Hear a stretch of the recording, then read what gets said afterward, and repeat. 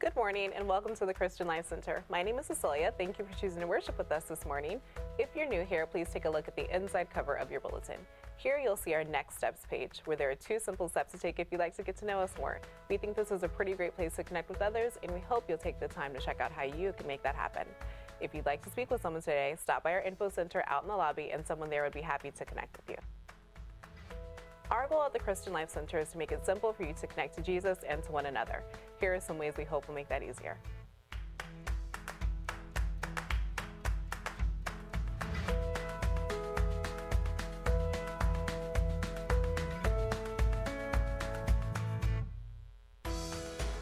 Thank you to all who had your photos taken for our updated church directory. If you haven't had a chance to do so, there are more times available in February.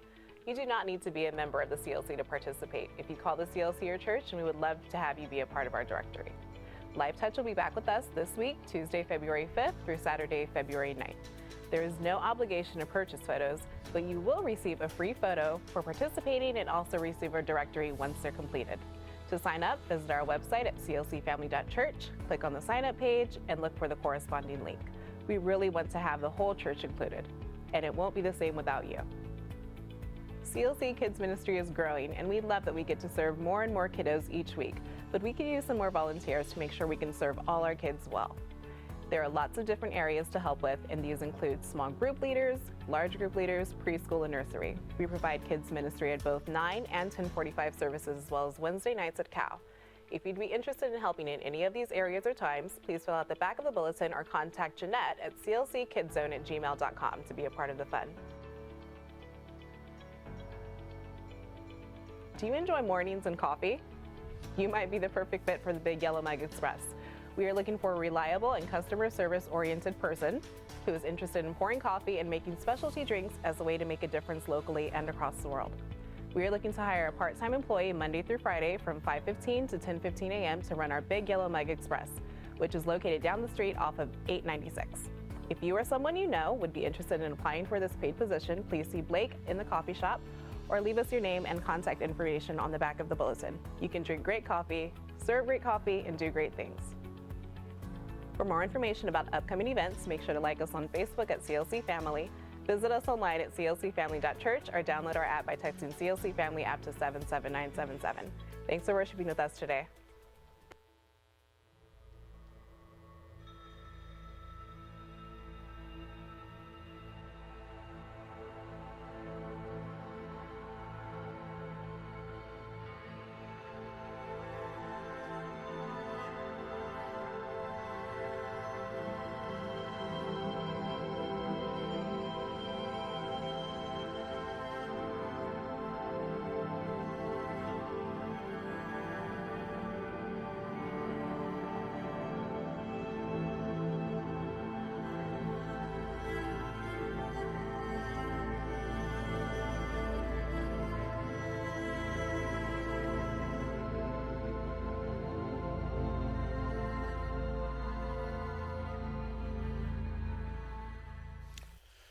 Oh, good morning. Glad to see you. You saw up on the screen kind of a bumper or teaser for what we're doing here today.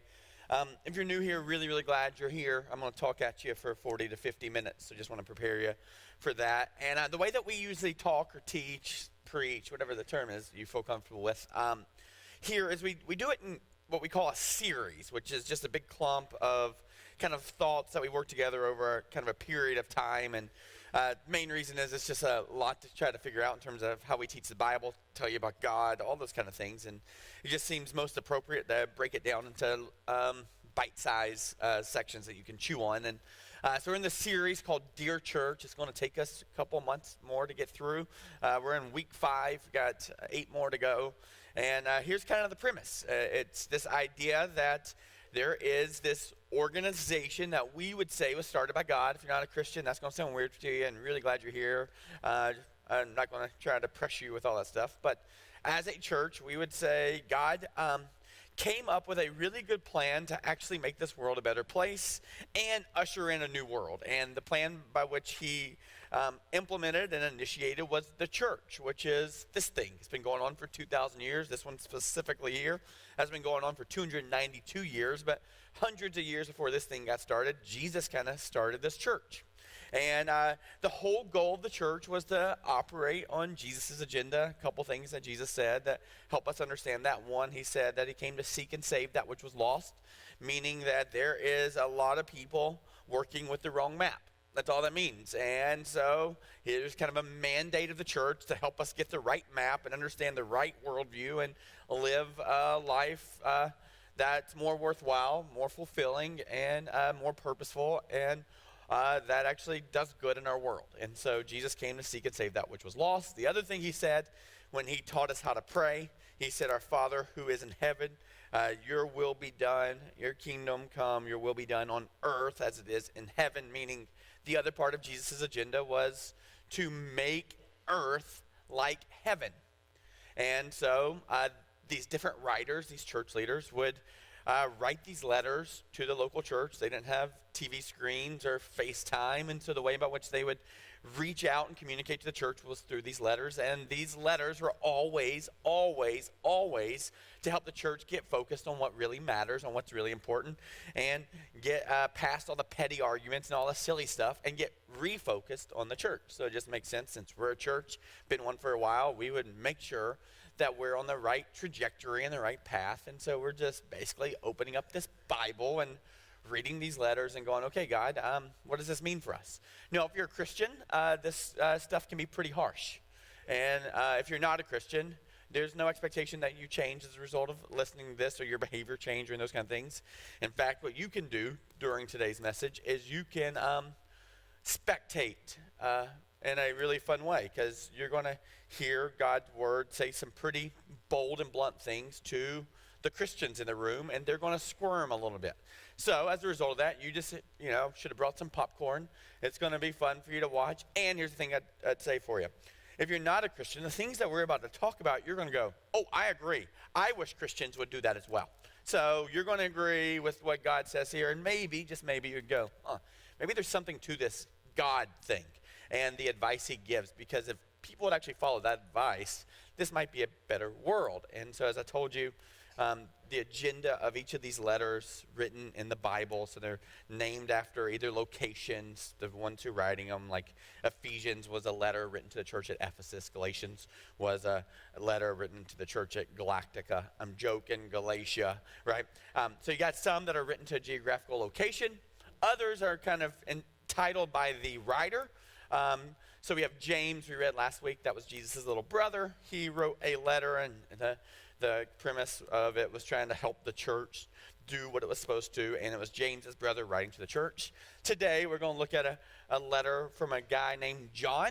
John was Jesus' youngest disciple, so he jumped in and followed Jesus around, lived with Jesus, did all the things that Jesus did for 3 years, and then was part of this crew that was charged with making sure the church got up and running and would be sustainable. And so John is the letter we're going to look at today.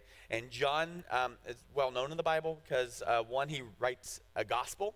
If you're not familiar with the Bible, you got Old Testament, New Testament. Old Testament is all, and we'll get to this later, all about declaring how broken and messy we are. So the really nice thing, if you're not a Christian or you are a Christian, the one thing we all can kind of have in common here today is just the conclusion that we're not as good as we would like people to think we are. And a lot of times the very things we want to fix about ourselves, we're incapable of. And therefore what we do is we stop focusing on fixing ourselves and instead start focusing on fixing our spouse, right? Because that's a little simpler than fixing ourselves. Fixing other people seems to make more sense to us. And so the whole Old Testament is really a lesson on emotional intelligence to help a group of people come to the conclusion that they're not as good as they think they are, and they need help, and they need someone to fix them.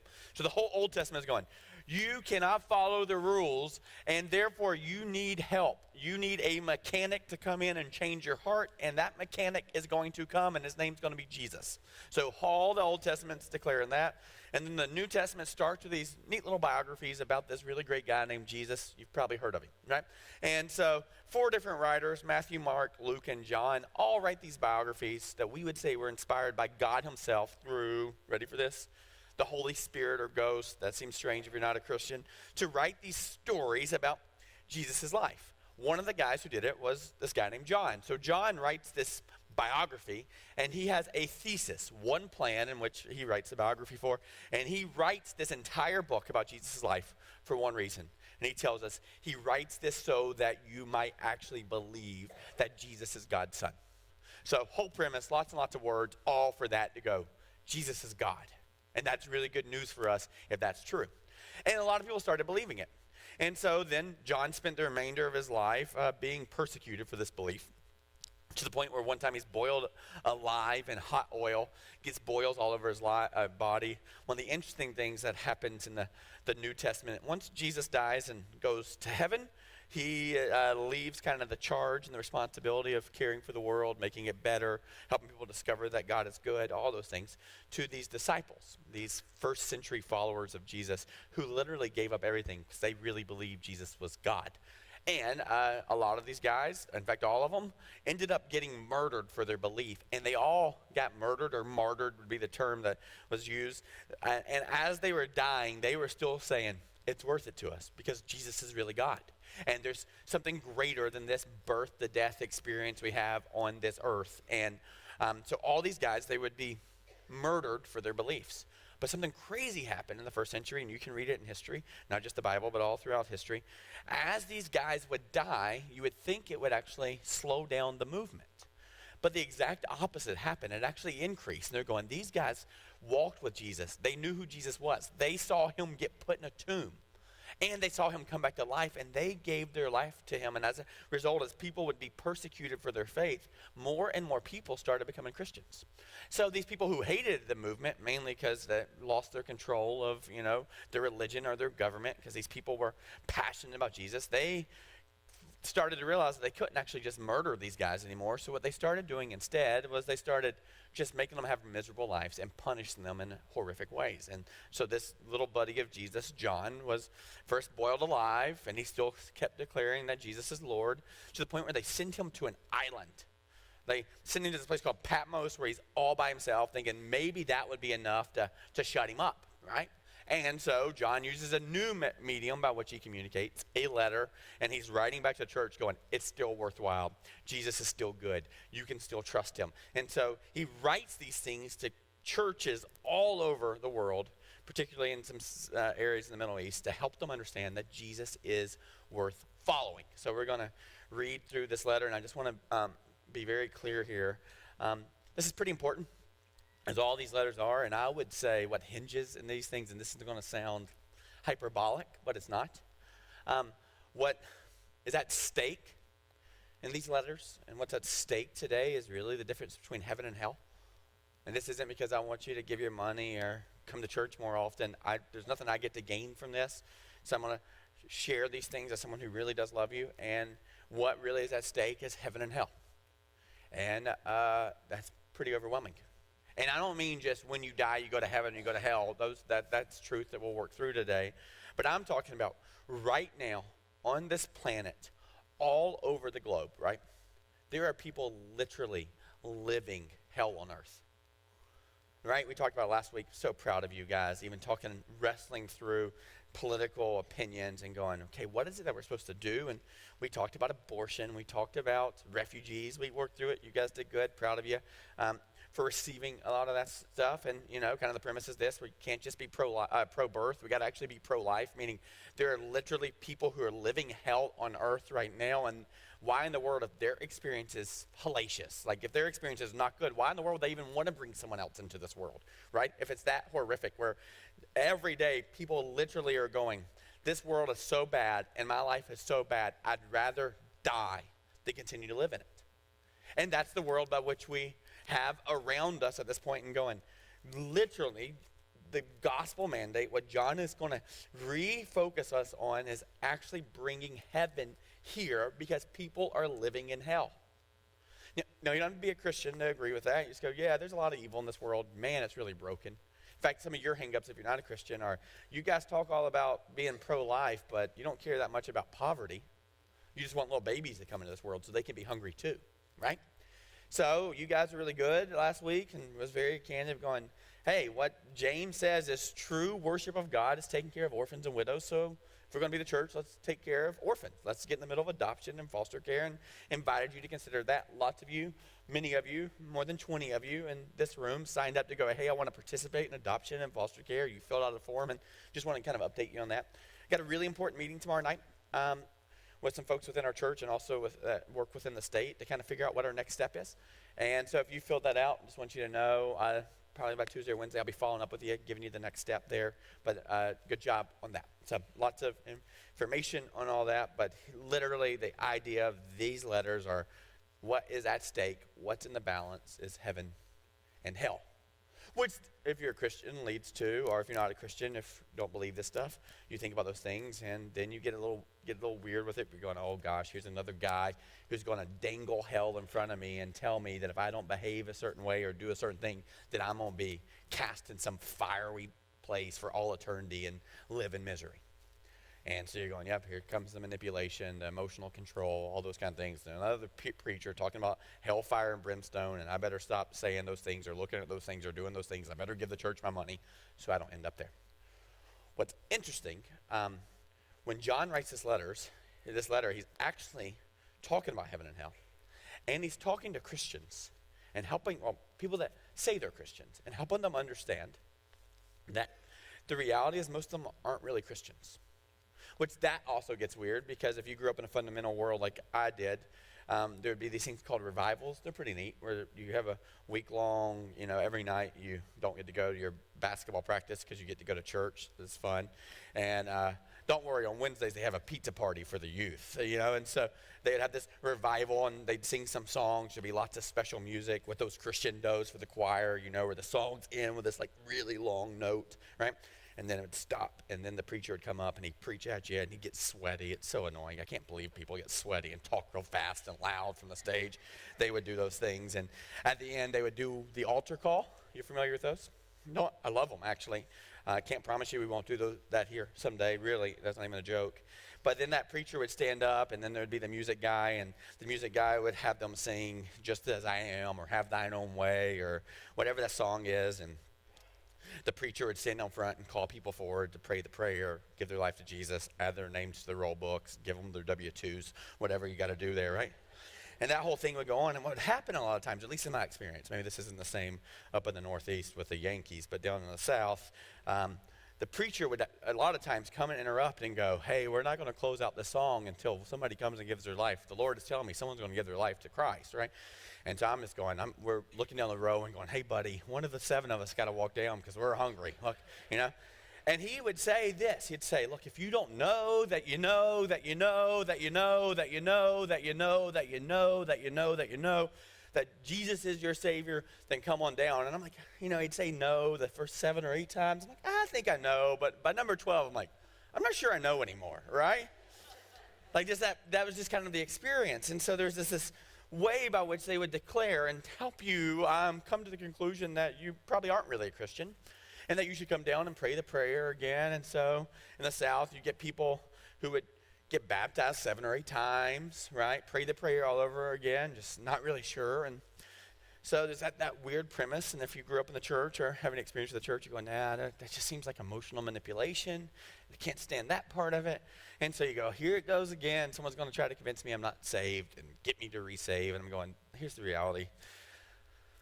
We're not sending these numbers in somewhere, right? I don't get like a commission on the amount of you who pray a prayer, right? I do get a commission on the offerings, right? But it's a joke, guys. That's a joke, right? This isn't, we want something from you, or I want something from you, but I'll be really, really honest with you. I do definitely want something for you. And this is where it gets a little weird, is that I do believe, I don't like all that stuff, that the reality of, there's a lot of us who do the cultural Christian thing, who believe we're Christians because our parents were Christians or because we have more good days than bad days, and it's pretty simple to get all that mixed up. And so we're just going to read John's words and go, hey, why don't you read this Bible and make some declarations about whether or not you actually are in Jesus' camp here, okay? Again, this is very specific to you as Christians. That's why I said that you're not Christians, grab your popcorn and enjoy this because it's going to get a little uncomfortable. So we're just going to read it, okay? Reading John's letter, we're going to start in 1 John chapter 1. We're going to begin in, 1 John chapter 3. We're going to begin in verse 10. If you're wondering today, I'm reading from the NIV, but you got an NIV in your pew backs. So if you read that, you're going to go, wait, I thought you said NIV. That's the 1984 NIV version. This is the 2011. So it does some things to help us, like helps clear up some of the gender pronouns. So sometimes it'd say just men, when we understood that the gospel writers are going, this isn't just for men, this is for men and women. You got some of that stuff that gets cleaned up. So you're going to see some of that here, NIV 2011. 1 John chapter 3, verse 10, and we're just going to read it, okay? So get mad at him, not me, okay? Okay, verse 10. This is how we know who the children of God are and who the children of the devil are. So he's going, what's hanging here is heaven and hell, and let's just go ahead and choose sides. Are you wondering whether or not you are a child of God? Again, this is for you as Christians. Do you want to know if you're actually in Jesus' camp, or if you actually want to know you're in the hell camp? That's not a good one. That's weeping and gnashing of teeth for all eternity. That's not good. Do you want to know which camp you're on? Here's how you decide. So again, really nice rubric and litmus test just for you. I'm not going to try to convince you either way. You can allow the scriptures to convince yourself. And it goes this. Anyone who does not do what is right is not God's child. Uh-oh. The needle just moved, and now all of a sudden you're thinking, uh-oh, what am I going to hell? Right, get some of that. Stay with me, promise, okay? So you got the needle moved there. Nor is anyone who does not love their brother and sister. Now, this isn't your actual brother and sister, so you can take a big relief because you're like, oh gosh, if I have to love my real brother and sister, I guess I'm going to hell, right? This isn't what that is. This is actually a more general term. We're talking about who doesn't love every single male and female in the world. How about that? Including your brother and sister. So it's a much more generic term going, no, this isn't about whether or not you love your immediate family. This is about whether or not you love people, period, all people. So you got to go, well, do I love all people? So we got two different things here. John is going to tell church people whether or not they belong to God or in God's realm and children of God. And two things. You got to do what's right. And then the other is you got to love people. So let's knock out do things right first. That actually means to be in right standing with God. So here's how that works. And we do it for all sorts of things, just to be clear here. We like our sides and our teams, right? Let's just be honest here. Some of you probably aren't going to heaven because you hate Tom Brady. Right? Just want to be real clear here. I'm not for Tom Brady. I'm just saying, but you hate him. Like, you want him to die on the field tonight. Like, that would make you really, really happy. Okay, you don't mean that. You just want his back to break, right? So some of you, like, you got Patriots fans and you got Rams fans and then the Eagles fans who just want the whole stadium to explode tonight, right? Whatever that is. But it's interesting that somehow we always do these sides things. We always build our team and then we work to get people on our team. Like, literally, part of the human race is Red Rover, right? You decide the people you want to hold hands with, and then you decide the people on the other side that you want to invite right over, right? We don't do that around here in our children's ministry because we're safe, right? So Red Rover, bring someone over. And so there's this idea that when we do things, we kind of, in a reductionistic way, put people in two different teams and decide who we're for and who we're against. What's interesting, if you were a Green Bay Packers fan, for a long time you loved Brett Favre. But then when he decided to go to the Minnesota Vikings, he became horrible, right? And it took a couple years for you to like him again if you don't follow that sports ball thing. That's not the analogy for you, but here's kind of the reality. When people are on our team, we like them. When they're not on our team, we don't. Like yesterday, I got to go play laser tag, and there are people on the other team, and I found myself, I was losing every single time laser tag. There was this one kid on the other team, and he would shoot me over and over again, and the minute he would shoot me, he'd scream at me, "You're dead, you're dead, you're dead," just like that every time, and I was so angry. I only tackled him 3 times, right? And only once did I have Briggs come over and spit in his face, right? I didn't really, but I wanted to. It made me so mad because he kept winning and I kept losing. And there's just something about once you put a team up, you like people and you don't like people.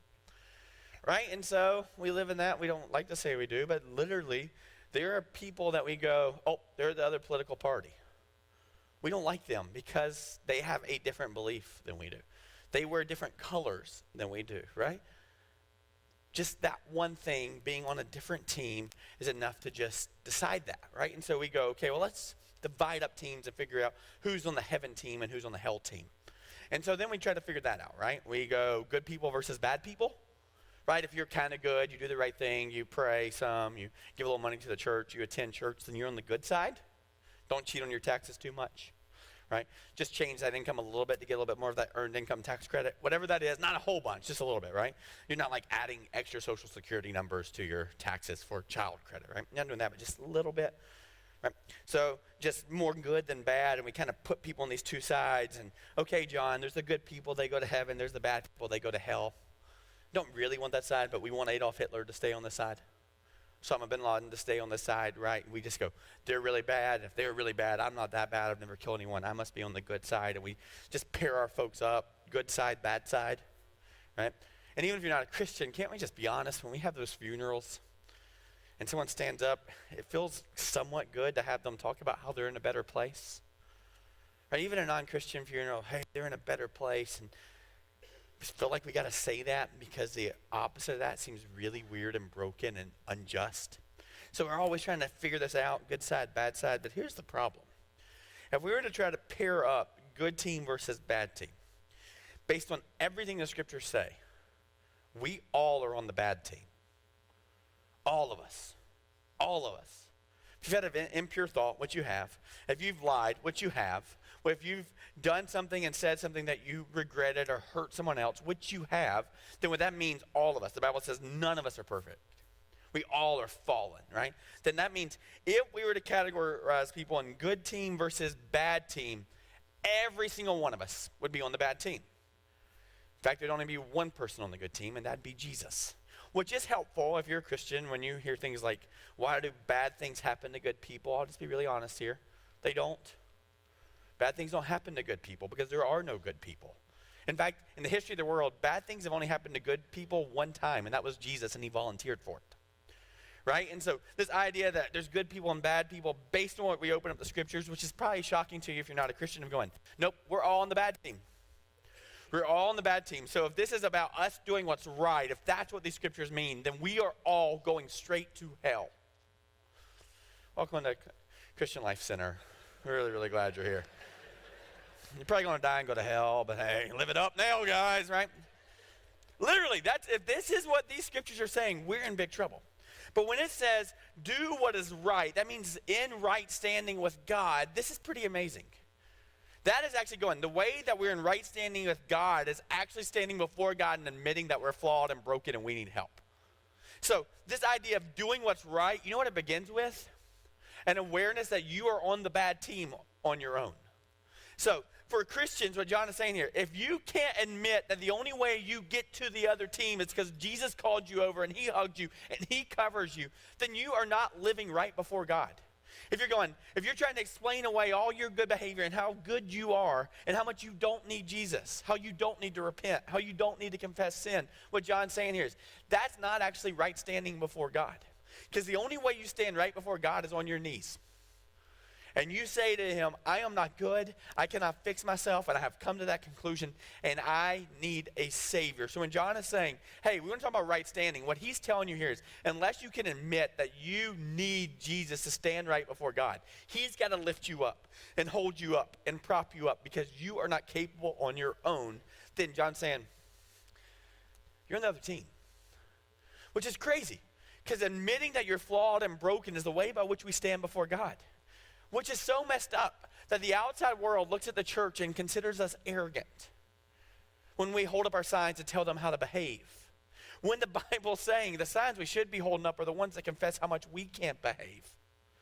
Right? And so the beginning of being on God's team is admitting that you are flawed beyond measure, which should be the greatest relief in the world to try to pretend that you are good and you're living good, which is really interesting here. Because if you're a Christian, and we've talked about this last couple of weeks as we think about this Dear Church thing, is many of us have lived our entire life talking about this idea of living in what we call Law 1.0. Okay, it's a made-up term. You can't find it on the internet, none of that kind of stuff. Which basically means we try to follow the Ten Commandments from now when they get taken out of the courthouse, because that's what we do. We do all these things, we do all these things, we do all these things. And if we behave well within these 10 things, then God's happy with us. But there's hundreds of more laws that God gave to people in the Old Testament. The reason he gave us the laws isn't because he wanted you to perform them and behave well. He gave them to you to help you understand that you couldn't perform them, right? The idea of all these laws, Law 1.0, the 10 Commandments, we've been talking about this a lot, and it's going to continue to be beaten over your head here, right? It's just like an MRI, right? When you lay in the MRI and you have a lump or a tumor that you don't like, when you lay in the MRI and it gives you bad news, you don't lay in the MRI longer because you think as long as you lay in it, it will fix you, right? The MRI has a purpose, and it could quite possibly save you because it could reveal to you that you need help. But if you stay in the MRI and don't actually look for the physician to help you, you're going to die, right? So Law 1.0, the 10 Commandments, is a lot like laying down the MRI and having these laws laid over you to give you the awareness that you are in trouble. You cannot follow the law. And so therefore, because you can't follow the law, you are destined to an eternity disconnected from the lawmaker.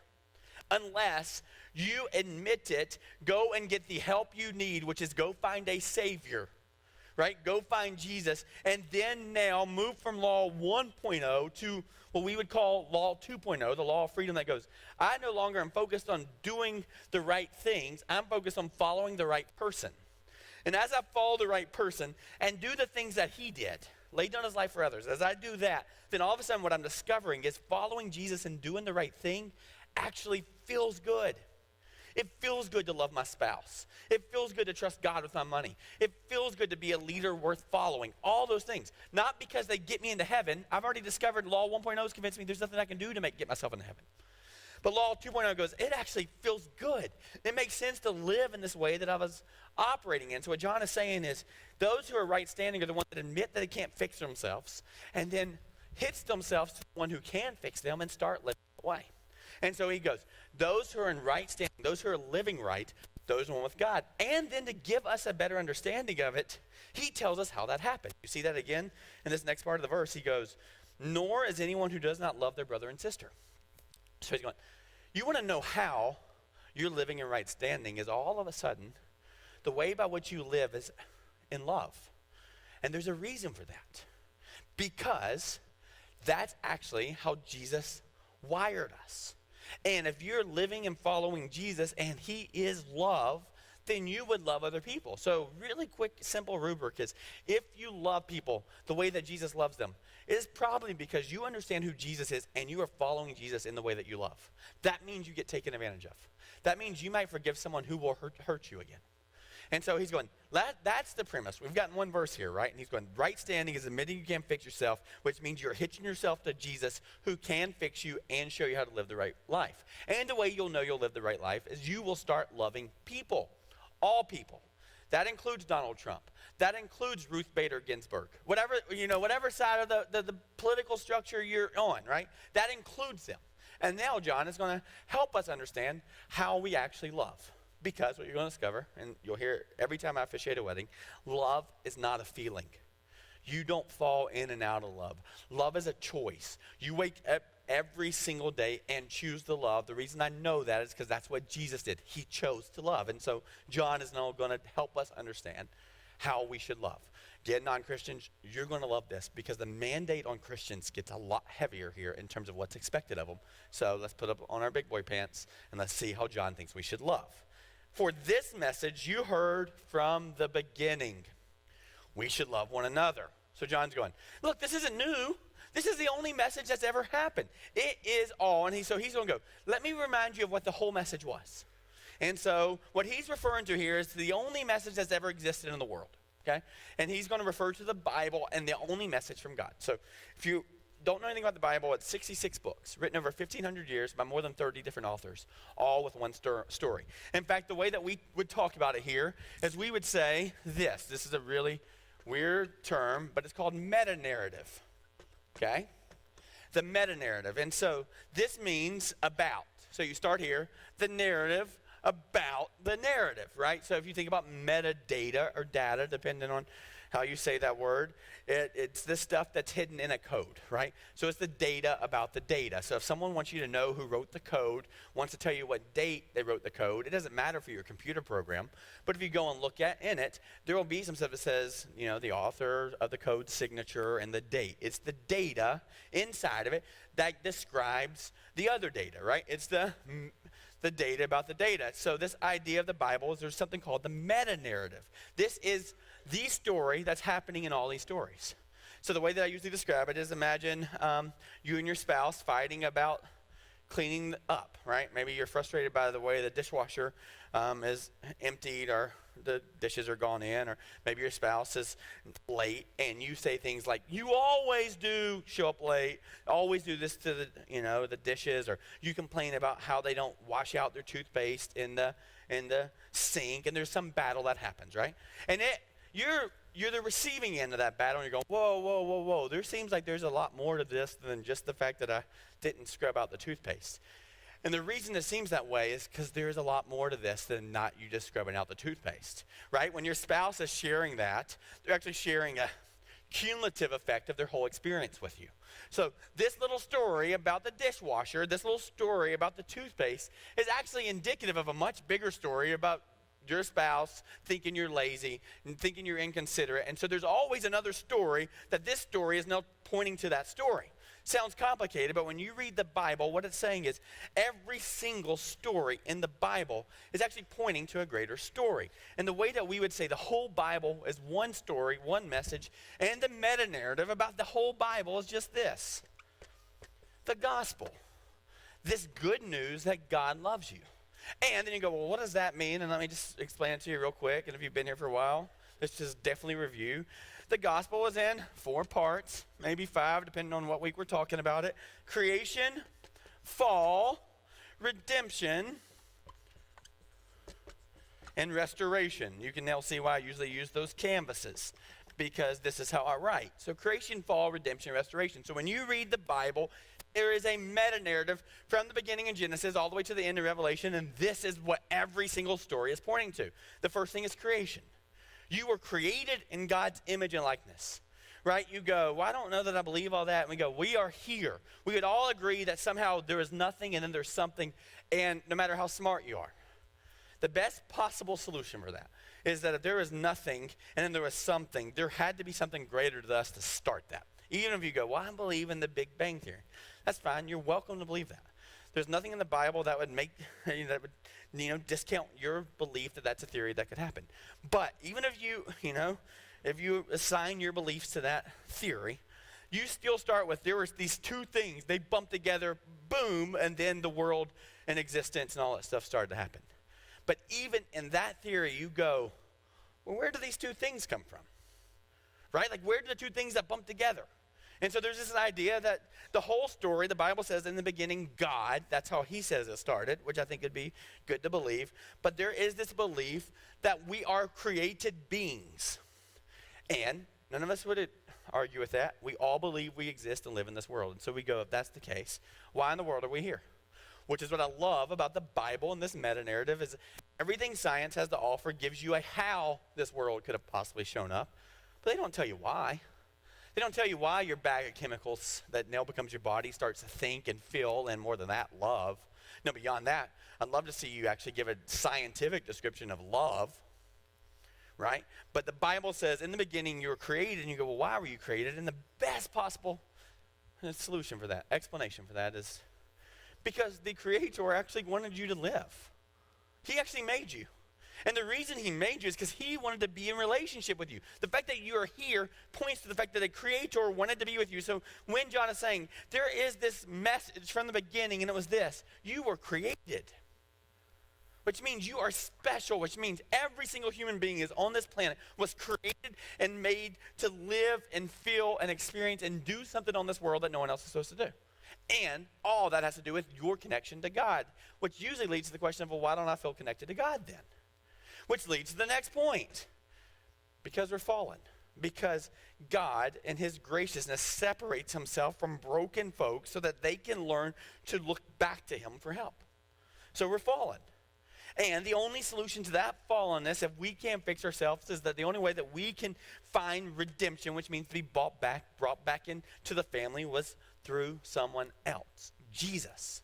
Philip Yancey, in his book, The Jesus That I Never Knew, he talks briefly about his experience with raising fish. And he says he had this beautiful aquarium, and every day he'd go and he'd feed the fish.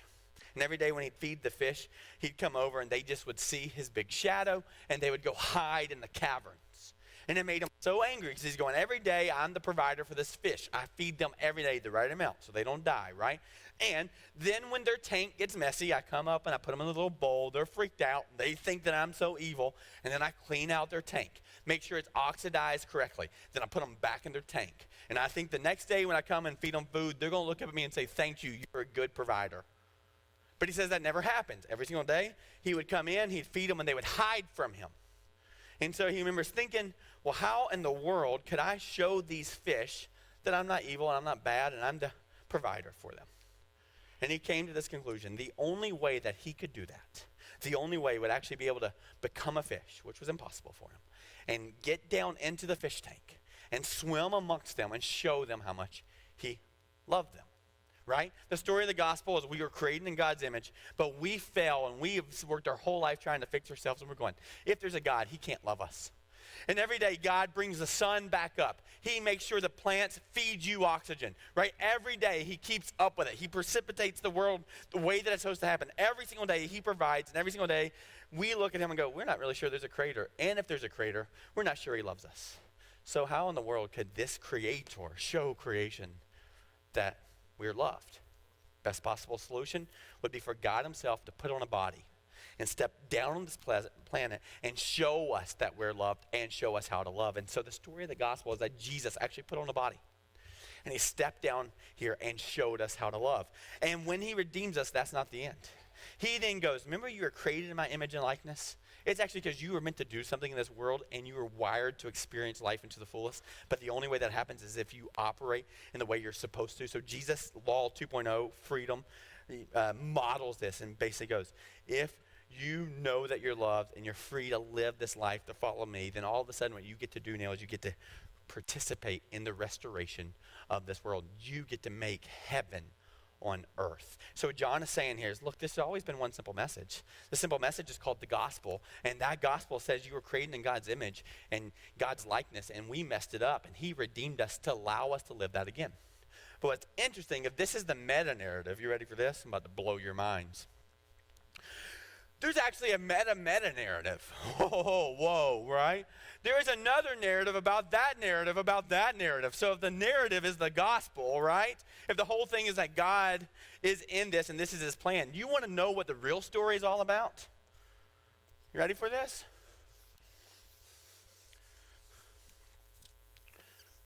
Yes. This is what the whole story of the Bible is about. You see, why would you be created? Because God loved you.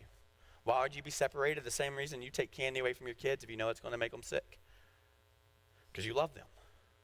Why would he redeem you and buy you back? Because he loves you. Why would he call you to live a life that brings the kingdom of heaven to earth? Because that's how you're wired to live, and it's all because he loves you. So this whole story, about the whole story is God is going, the reason all this exists is because of love. And take whatever time you want to try to define that word and that thing using scientific terms. And you go, well, where does love come from? And God goes, it's interesting you say that. Because love doesn't come from something. Love is something. You know what love is? God is love, is what John says. So he's going to go, there's only been one simple message. And the simple message is, this is all you've ever been commanded to do, because this is how the whole thing got started. This is how the whole thing keeps revolving. It all is hinged on this, that there is a God who loves us and calls us to love other people. And so that's the premise that John is trying to help us understand, and he continues, and he says this. Actually, Jesus shows up and actually declares this in John 13. He says, a new command I give you, love one another. And he tells us how we do that, as I have loved you. So you must love one another. So this premise in the church is going, hey, church, you want to know if you're on my team? Is that you position yourself below me and you love other people. And how do you love other people? The way that I do. New commandment I give you, you're just going to love. How do you love? Doing the same things that I did. Meaning, laying down your life for your friends. And so what John is going to do now is he's going to give us a comparison and contrast to help us understand how we should love versus how we shouldn't. Right? You know, there's those commercials like, see Mike. Mike is a good guy. Mike does these things. Be like Mike. You know those kind of things. So what's going to happen here is John is going to walk us through two different types of people. Those who live like Jesus does and those who don't. And he's going to start back at the beginning where things got off. So watch this. Verse 12. Do not be like Cain, who belonged to the evil one and murdered his brother. That's not good. And why did he murder him? Because his own actions were evil and his brothers were righteous. So the story of this is God says, hey, do you actually believe that I'm good and loving? And do you trust me? If you did, you would position yourself before me and acknowledge that I am the provider for you. And the way by which you would do that is you would make sacrifices, say, God, you are more important than these things. And in those sacrifices, it would point towards this redemption I'm going to do for you by paying the price of your sin. So Cain makes a sacrifice to God, and he goes, I'll throw some pieces of fruit at God, as I know some more can grow. So it's not too big of a issue. It's just a couple pieces of fruit, a little bit of produce. That stuff will grow back. I'm not really losing much, right? So Cain offers that to God, and then with his mouth says, God, you're so great and loving, right? And still going, I'll take care of myself. I'll provide for myself. Abel, his brother, does the opposite. He literally slaughters his animal. He goes, God, I understand that in my position, my sacrifice requires that innocence is, that shed blood is required, pointing to what Jesus is going to do. And I'm going to give you something I can't get back. You are greater to me than this animal, right? And so God goes, hey, Abel, really, really impressed that you get this, that you live right. You understand that I am greater than these things and you can trust me. Hey, Cain, your gift was fake. It was lip service. And way to go, Abel, bad job, Cain. And Cain gets so angry to the point where he murders his brother, right? Because this approach comes from selfishness, jealousy, contempt, all those things. All starts with, self-love. And Cain is so focused on himself, not on others, that he literally kills his brother. And then he says, don't be like Cain, because those are bad actions. And then he says something really interesting. Hey, since you know that, can't we just be honest? Do not be surprised, my brothers and sisters, if the world hates you. Can't we just be honest that our world's broken and there's hate in it? Now, here's what's really interesting if you're not a Christian. It's really just good to pause on this and go, would you all agree that love exists and hate exists? Couldn't we just all that's not a Bible thing. That's just a people thing. And then he says to Christians, hey, as a result, there's just going to be some things. Hey, church, you're going to be hated. You're just going to be hated. So this isn't woe is you. This isn't let me stand up and argue my point. This isn't, we're hated, therefore we got to convince them otherwise. This isn't, because you're hated, then you need to make bigger signs. This is going, look, this isn't your wrongdoing that makes you hated. So let's just come to the conclusion that there are times that people are going to hate you because you love God. It's just part of it. So what John's saying here is let's not be surprised by this. Let's not be reactionary. Let's just come to the conclusion that some of our beliefs, some of these things about going there is a God who's greater than us, that we serve him, we worship him. That actually, people are going to make fun of that. And you're going to have this pressure to respond on behalf of God, right? And C.S. Lewis says, that's like a lamb defending a lion. God doesn't need you to defend him. He created the world, right? So this isn't like there's no response to this. John's just going, this might help you, that you just get some awareness that there are going to be some people that do not like you. There's going to be some people that do not like your worldview. There's going to be some people who are going to make a lot of fun of you if you're going, I'm going to open this Bible and do what it says. You don't have to fix that. You don't have to convince them they're wrong. You don't have to do any of those things. You don't have to offer a cuter Facebook post or meme that will convince them. You're not going to do that. This is just for your own awareness that there will be people that hate you. So when that happens, just take a deep breath and go, oh, yep, there's God's word. It's true again. There is no response needed. So John clears that up for us. And then he says in verse 14, we know that we have passed from death to life because we love each other. Anyone who does not love remains in death. So he's going, hey, there's an evil. Evil is filled with hatred, and let's make sure you're not on the side that's filled with hatred, right? And I'll just point out some things. We got to be really, really careful here. I've mentioned a couple of names. For example, let's just talk politically for just a second. Some of you have been reading that Ruth Bader Ginsburg, a very liberal Supreme Court justice, is very sick. And some of you are really happy about that. Really happy. Like you're ready for her to die. You want her to die so that the right person can be put in the Supreme Court justice so that they'd make better decisions. Do you understand? You are seeing someone that was created in God's image that you're ready to be done with. You want her to die. You wouldn't say that out loud. You wouldn't. But in your heart, you have that. Now, others of you would really like for Donald Trump to be shot right now. You really would. You would like for him to die. Like you want him to die. Like, can we just pause and go, what is going on with our heart that feels those kind of things on either side? Because we have now held some political plan as the hope for our world. Do we think God can change people's hearts? Literally, could Ruth Bader Ginsburg have this moment where she falls madly in love with Jesus? Could that happen for Donald Trump as well?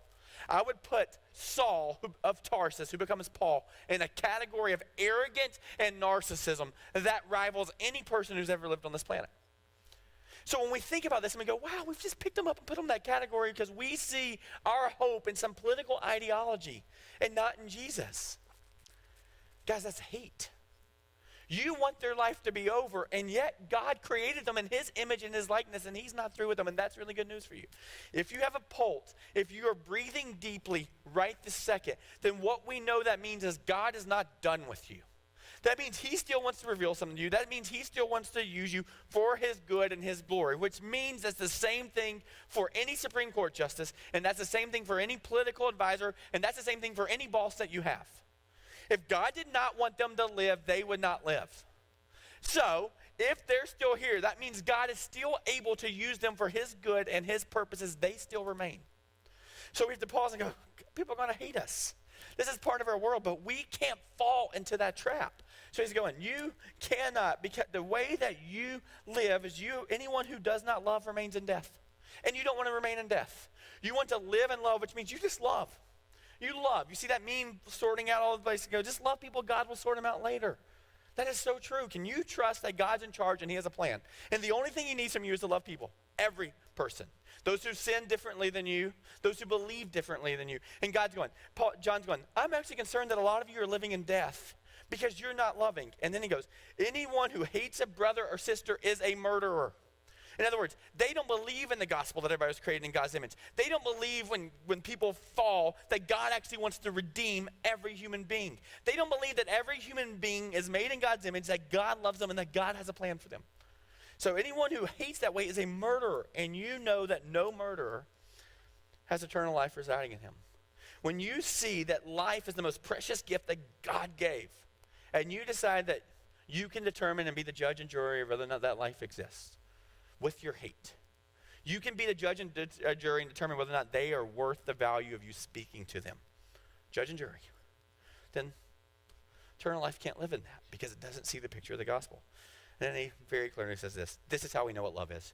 Jesus Christ laid his life down for us, and we ought to lay down our lives for our brothers and sisters. So he's going, you want to know how you love? Love is not a feeling. It's not a belief. It is an action. You want to know how to live in Freedom 2.0, Law 2.0? Do what Jesus did. You want to know what he did? He took his most precious gift, life, and he laid it down to other people. So there is a mandate in the church that the way that we live is so distinctly different than everyone else, and the way that we live is we lay our lives down for others. And he says, let me be clear on how you do that. If anyone has material possessions and sees a brother or sister in need but has no pity on them, how can the love of God be in that person? So he goes, when you see that God is love and everything that God has given us is actually to love other people, then that means you cannot live the life of the gospel that Jesus has called us to if you hoard with closed hands and say, this is for me because God loves me more. Which leads to a couple really difficult questions. One of them is this: you don't get to ask anymore as a Christian. A non-Christian, I'm telling you, you can watch them scream. This is okay. This is what the Bible is calling us to. This is what John's calling us to. This doesn't mean we get to say, why has God not given us what he hasn't given us? The question we have to ask every day is, why has God given us what he's given us? That house, that marriage, that job. Why has he given it to you? And it's somehow to leverage and lay it down for those in our world, even those who hate us. So one of the questions is, why has God given us what he's given us? The second question is this. It's no longer, what should I give? What should I give? Better question is this: what should I keep? God's given us all this, if he's given us this house, he's given us this bedrooms, if he's given us this money, how much of that do we really need to live, and how much of that should we just pour out on others? Again, I'm not talking about write your check to the church. I'm talking about on a daily basis, how do I respond? What the Bible's saying here is that love is not an belief. It's not something you say like Cain did. It's something you do. And then he gives us a very clear picture, and he says this in verse 18. Dear children, he's talking about the people who are God's family. Dear children, let us not love with words or speech, but with actions and in truth. So he's going, you just want to really understand it? The way that you love has nothing to do with what you say. Which means your posts on Facebook, they don't really work. Your statements in the forums, they don't really work. The way that you love is in action. Love is not a noun. It is not a feeling. It is a verb, which would fix your marriage, by the way, if you love that way. Which would fix the relationships with your kiddos, if you love that way, when you lay down your life for others. Love is a verb, which, this is hard, and we're about to sing, and so I want to tell you this, and hopefully it'll bring a little bit of relief to this rough teaching as we wrap up. We believe this at Christian Life Center, and Valentine's Day is coming up, and so we thought, we'll make a big billboard to help the church understand that love is something that we do for others. And so I just want you to see this real quick. This is the billboard we're going to be putting up all along.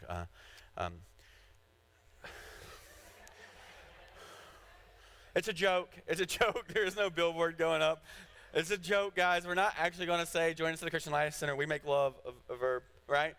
That's not, I just want to be very clear here. That is not going up anywhere. And yet, that's the truth of what God's called us to do. He has called us to make love a verb. It is an action. If you want to know whether or not if you're loving, it's how you serve other people. And so it makes sense that if the whole idea is the reason we do this is because that's freedom, that's law 2.0 as a result of following Jesus, then the only way that we can do that is if we actually understand who Jesus is and have him come and transform us. You cannot do this on your own. So what's going to happen is Pastor Gary's going to come up here, and we're going to talk about communion, which is becoming one with God. And the way we do that is looking at how Jesus laid his life down for us. And so there's this great belief that Gary's going to lead us through. And then we're going to sing a song about who Jesus is and how much he loves us as we wrap up. And so Pastor Gary, would you come up here and lead us?